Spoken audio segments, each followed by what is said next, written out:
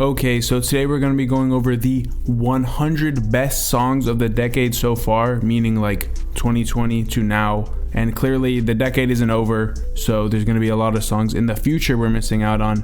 But Pitchfork put out this list and I thought it was really interesting considering some of the picks they had in the top 100, even in the top 10, bro. There's underground jerk rappers in the top 10 songs of the decade, bro. And it's not just rap, it's all. But I'm basically just going to be going over like the rap picks and kind of summarizing my thoughts on it. And again, this list is put out by Pitchfork, so people tend to have a problem with their list, their work and stuff.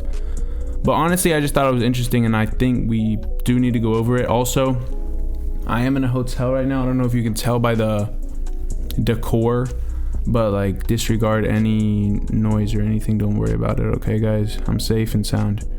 But yeah, it's called the 100 best songs of the 2020s, and they gave a little introduction that we should go over so you get a, rendition of what you're about to digest. When I joined Pitchfork a couple months ago as its new editor, we got to work on what you're reading now, the best songs of the 2020s. Our first big list of the year. On the surface, there's something a little trivial about the best of the 2020s so far as a concept. Like, really? 5 years? Why not just thug it out the full decade? But then I realized that not only are slightly arbitrary lists fun to make, but holy shit, so much has happened in 5 years. And yeah, it's true, bro. Like, the music scene has seen a huge shift in the last 5 years, bro. It's actually crazy. Like, TikTok changed the entire thing, bro. But then they go on to say, those lockdown records sound entirely like a different era, yet feel inseparable from the shape of music right now. From rap getting brasher and noisier, to online scenes blossoming during quarantine, to entire subcultures of music being shot to the moon and stripped for parts by TikTok. Music as we know it has fundamentally shifted this past half decade. Listening through hundreds of songs and whittling down these lists with the Pitchfork staff has been full of laughter and bewilderment and tough debates. Bro, imagine this is your full-time job, bro. Listening to Lil Yachty and around a big table and putting it in order of top 100 and laughing, bro. Like, must be nice. They probably get insurance and like benefits and lunch catering and shit, bro. Like, they're bringing in Chick-fil-A while Mark the intern is blasting a XavierSobased song to a 40-year-old jazz composer, bro. Like, oh my gosh. Shout out Pitchfork though. If you're interested in writers, creators, whatever, like, hit me up. I'm always available for work. But let's skip all this intro stuff, bro. Let's get into the list. Where at number 100, they started with Lil Yachty's Poland.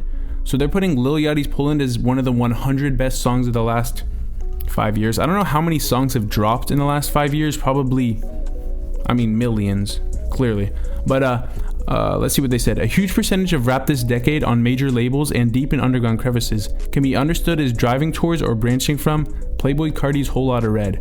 With Poland, a snippet that leaked and was wisely left untouched for its official release, Lil Yachty reimagines that white-hot sound palette as an environment for something awfully close to mourning. Okay, so here, Pitchfork is on Carti's, like, all the big publications, bro, Complex, Pitchfork, they're all on Carti's, like riding that, bro, because they're saying that Poland was like a Carti derivative track, which I've never heard anyone say before. I've never thought that before. I don't think it has any sound influence from Playboi Carti's Whole Lotta Red at all. It's melodic. It's like, if anything, it's more similar to Lil Yachty's 2016 music than any of Playboi Carti's music ever, especially not his stuff from back then. And like, I don't know, Yachty keeps getting dragged into these Playboi Carti conversations when I feel like Yachty's low-key been, like, listen, I'm a big Playboi Carti fan, bro, but Yachty's been way better these last few years. Like, we haven't even got any Carti music. I don't even know why that's a discussion. But as we continue, this is really interesting. At number 91, they have Bear One Boss's Zan from 2020. And Bear One Boss is even for an underground artist, Bear One Boss is pretty small and, like, I don't want to say insignificant, but like, he's not discussed a lot and his music is not really talked about a lot, except by major publications for some reason tend to have a liking to him. I think it's because of like these social media like, I don't know, bro, like all the sound effects and shit. But this is what they had to say about Zan, which dropped in 2020. Atlanta's rap scene this decade has been defined by extremes. Take the demented horrorcore of recent star Baby Kia to its inverse, the frantic fun of Bear One Boss. So they're saying that Bear One Boss is like the opposite of Baby Kia. He teamed up with blah blah blah. The first song they recorded together was Zan, a kinetic celestial track that has since become a staple in underground Atlanta. I don't know if that's true, bro. Zan has become a staple of underground Atlanta. First of all, what do these dudes know about the Atlanta underground? Like the culture. I don't know. I'm not gonna lie, I'm not familiar with the song, but if I'm not familiar with the song, there has to be a reason for it. At 87, they have NBA Youngboy's Nevada. That song's pretty good. I have heard that one, and it's interesting too because I feel like Youngboy has put out a lot bigger and better songs than Nevada, but I mean, I guess that's the one that they wanted to go with for today. Let's see what else. This is interesting. At number 69, so that's a pretty fun number, right? They have 645 ARs For the Trap, which dropped in 2021, and that's actually kind of crazy. I feel like For the Trap dropped before that. Like, I think it's because I was listening to 645 AR back in like 2019 before he started or like 2018, 2017 maybe, before he started doing all that like extra vocal. Like he had a song with like Terrence Escobar or something, but then he started getting into that squeaky vocal, like clearly taking his career as a joke, and then he went up for a second. Now it's nowhere to be seen. Like he has no career. But this is what I had to say about For the Trap, which was like that viral meme squeaky song that was going on. It was a move that sent shockwaves through the rap world, something that, for better or worse, expanded the barriers of the genre in under 2 minutes. 645 AR, a once normal, see, they know, decided to squeak in a register closer to a mosquito than baby voice Cardi. So yeah, he kind of like took the baby voice gimmick and just went to the very extremist point with it. It worked though for a sec, bro. He got a song with FKA Twigs, who was like reclusive, like and very artistic, like much integrity in her art. She got on like a song with him, bro. That's actually crazy. I have no idea how that song came to be, if like she was the one that reached out or like his label thought that would be smart. But I think she was the one to reach out. She saw it and like saw some creative vision with it, but clearly it didn't play out because he has no career right now. Interesting pick though. It's not a good song. It didn't shift anything in the culture, so I do not understand why no one listens to that song. No one listens to that song for enjoyment of music. So yeah, I have no idea what that's on there. But at number 63, we have Playboi Carti's Atme from 2020, and I'm thinking, I mean, this is not the best Playboi Carti song of the 2020s, so he better have a song above this, but I'm doubting he does. They're not going to put two artists with the same song on here. Atme is really good though, and under discussed, underrated. I remember bro, when it first dropped, they played the music video, and like he was like doing all these fruity ass poses, and everyone was hating and stuff, but I liked it like ever since the beginning. They said, after Atme, the detour to the industrial harshness of Whole Lotta Red must have seemed imperative. Lest Playboi Carti get stuck on a treadmill. Suddenly, after 2 years punctuated with leaks of unfinished drafts, Atme dropped, a diamond of nihilistic vocal twitters and candy tones. Yeah, it was low-key like a hyperpop type of beat, and Carti flowed on it really nice. This is fun, bro. They put Bandman Real Heartbroken at number 60, and then this isn't rap, but Soccer Mommy Circle the Drain, bro. That album, what's it called? It's like My Eyes Are Yellow or something. That album is so fire, bro. Not rap, but check it out. And then at number 58, which I'm so happy to get a mention, bro, we got Blade's Reality Surf off of the 333 album, right?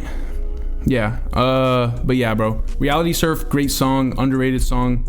And I'm happy to see Blade getting some recognition. This is what they said. Blade's kingdom is full of cold visions and ice dancers, angel numbers, and trash stars. Mall whores and... Okay, this is really cringe. Mall whores and McDonald's sad meals. This is a really cringe... Who wrote this, bro? Kieran Press... Bro, fucking Kieran Press Reynolds, bro. I see this dude's writing in every single article I read, and this is the worst one I've seen from him. This introduction, at least. But yeah, Kieran Press Reynolds, bro, whatever. For Blade, reality surfing seems more like a drug he's unable to resist, or a mad Tourettean compulsion forcing him to twist words into freaky fragments. But yeah, it's a great song. I don't really like these like publications trying to put into words like this undescribable type of music, like Blade or Netspend or whatever. Like this current, like, I don't know, bro. It always seems like it's coming from a place that's not within the culture of the music. Like I don't, and I'm not saying that I could do any better, but it doesn't feel like it feels like analytical. Like it doesn't feel like appreciative, I guess. At 41 they had Ice Spice's Munch, which honestly that literally birthed the career for her. They also have Sexy Red Ski Yee at 37, which is interesting. They put Ski Yee slightly above Ice Spice's Munch, and I would argue that Ice Spice's track definitely had more of like a cultural impact and launched her career way higher. Ski Yee is hard though, but I don't know. I feel like the Ice Spice track was bigger, but I guess this is about better, not bigger. And also it's no way. At number 27 they had Quinn's Okay I'm Cool. That's like real deal Hyperpop 2020. I can't believe that song dropped in 2022. It feels like before that as well.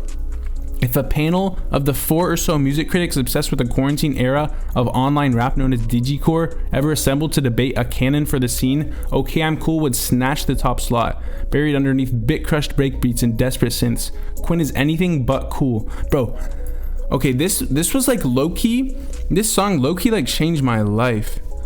Like, I'm not gonna lie, like the lyrics, like everything just seemed to describe my situation so perfectly, and it really got me into that hyperpop scene. And that song is great, bro. Like, listening back to this stuff now, it is a bit cringe, and like I don't think it aged the best, but it's still like great for its time. And definitely, bro, Osama-san, are you kidding me? Osama-san is literally just a Nova Gang derivative, like a Quinn derivative.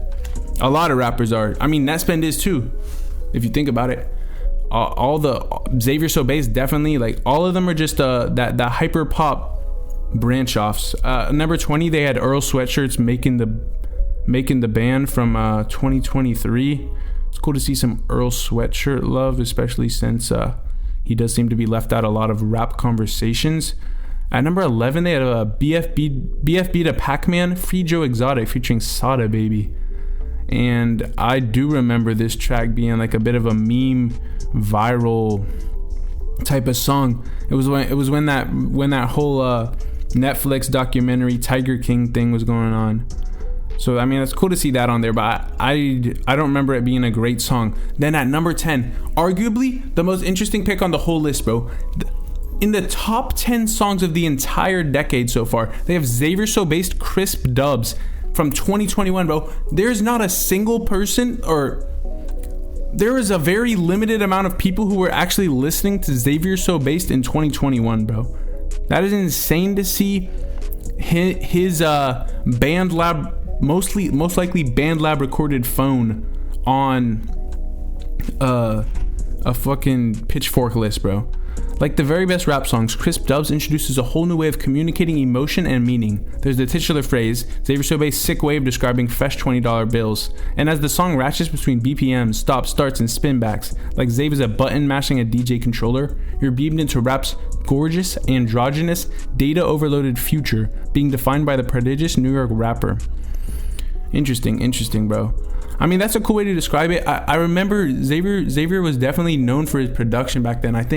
I mean, he came up by being like a big fan of like he was a real fanboy, a real like producing type of guy for a bunch of people. Cemetery, people you're probably not familiar with, like Kid Wave. He has projects with Summers and stuff. I don't know. He was Doo-Wop Kane. He was like a real fanboy producer for all these dudes. So it's cool to see him getting some appreciation as a rapper these days, and for songs that he was making back then when he wasn't getting appreciated as a rapper. At number 3 they have Kendrick Lamar's Not Like Us, and I'm not gonna lie, I don't think I've ever heard this whole song, or even I can't even think of how the song goes. Clearly it's a huge song, and I know it's like the song of the summer or whatever. It was the Drake beef and stuff, but I can't think of how the song goes. I never really dived into the rap beef thing, which is funny because I'm a rap channel, but it's just like that's so far removed and so far removed from what my fans want to know about. So I mean, it has no validity to me. Like my my uncles and stuff who know I do like a rap commentary on social media, they would ask me about this because that's like a mainstream thing, and I'd be like, I don't know anything about this, or like I don't even have an opinion. And they'd be like, yo, but you're like a rap. I'm like, this is like an entirely different world. This is like an entirely different universe and ethos. But yeah, above it at number 2. So they're saying that this rapper is better than Kendrick Lamar. This is the second best, or this is the best rapper of the decade if you apply the certain logical thought processes to it, because this is the highest rated rap song on Pitchfork's top 100 songs of the year list. It's the number 2 overall song. So this is the second best song of the decade. RXK Nephew's American Terrorist. Bro, RXK Nephew is the second best artist, according to Pitchfork, of our decade. And with a song that dropped in 2020, no less. If you asked a young online person 15 years ago what based meant, they probably mentioned the rapper Lil B's obscure positivity gospel. Ask the same question to a young online person today, and you'll get another cryptic answer, only this time with vaguely edgelordy implications. At the center of this weird Venn diagram is RXK Nephew's American Terrorist, a 9-minute Jeremade for the post. Oh yeah, this is one of those long ones. Yeah, he does have a lot of good long music. I don't even know this song. I'm gonna listen to it after I record, but I mean, I'll check it out. It's gotta be good if they have it up here. But it's crazy to see RSK Nephew this high on a list like that. And it was written by a woman named Megan Garvey. Then I guess at number 1, this isn't pertinent to our conversation now, but going over a top 100 list, we have to share the number 1. And they had Lana Del Rey's A&W. And so Lana gets love in the rap community, so like this is low-key adjacent to that. In fact, I do have a video about Lana Del Rey's. Okay.